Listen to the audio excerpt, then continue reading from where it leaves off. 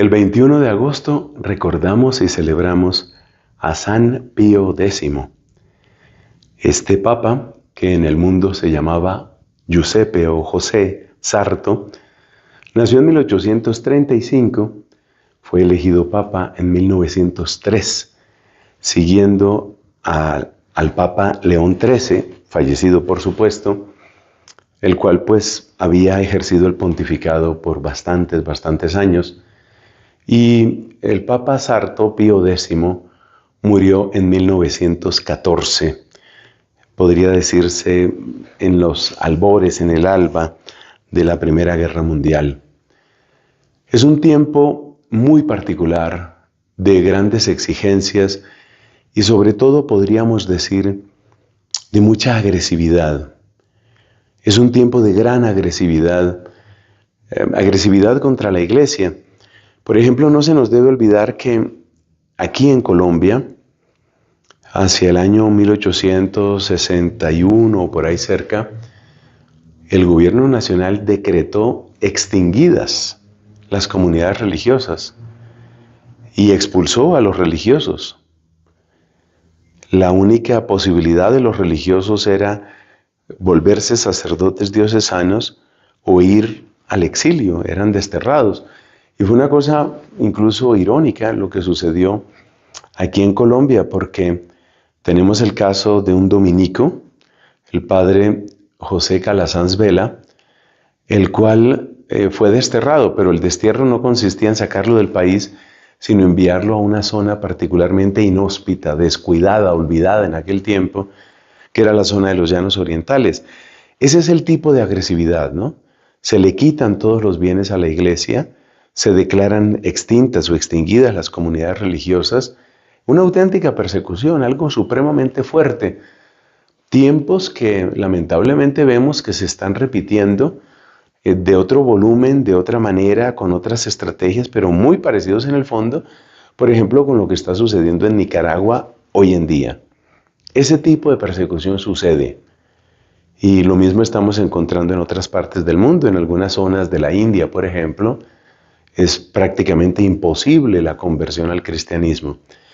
Entonces el siglo XIX fue un siglo con ese tipo de actos agresivos, porque lo mismo que usted se encuentra aquí en Colombia, usted lo ve repetirse en Ecuador, lo ve repetirse en España, es muy fuerte. Y no solamente es eso, es también el ataque intelectual. Piense usted que en el siglo XIX usted se encuentra a un personaje como el filósofo Ludwig Feuerbach diciendo, no fue Dios el que creó al hombre, fue el hombre el que creó a Dios y yo le voy a explicar a usted. Yo le voy a explicar a usted la esencia del cristianismo.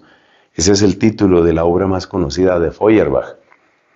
El siglo XIX es el siglo también de Marx y de Engels, y por lo tanto el siglo en el que se inaugura la llamada Internacional Socialista.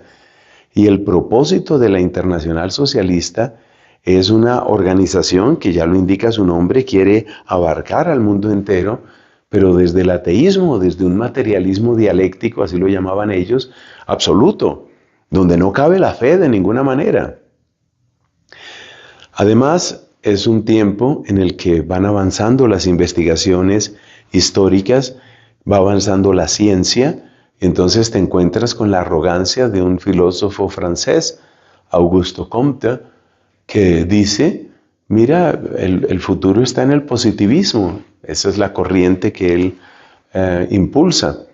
Positivismo no tiene que ver con un estado mental, sino quiere decir con aquellos datos que son verificables empíricamente.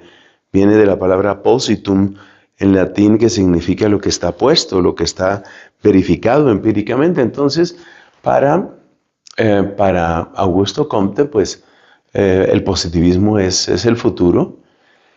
Y claro, todas estas tendencias políticas, filosóficas, científicas, culturales, tenían que tener un impacto muy fuerte en la Iglesia. Un impacto que en algunos casos se convirtió en persecución, como ya dije, pero en otros casos fue todavía peor el daño, porque algunos de los sacerdotes de la Iglesia Católica, entre los cuales se recuerda especialmente a un sacerdote de apellido Loasí.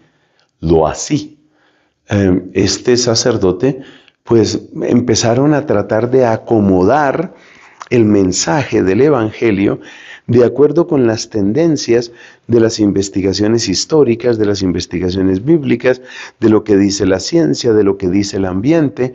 Y entonces ya el Evangelio ya no tiene una consistencia, sino que ahora el Evangelio tiene que ir cambiando al ritmo de lo que resulte aceptable en cada tiempo.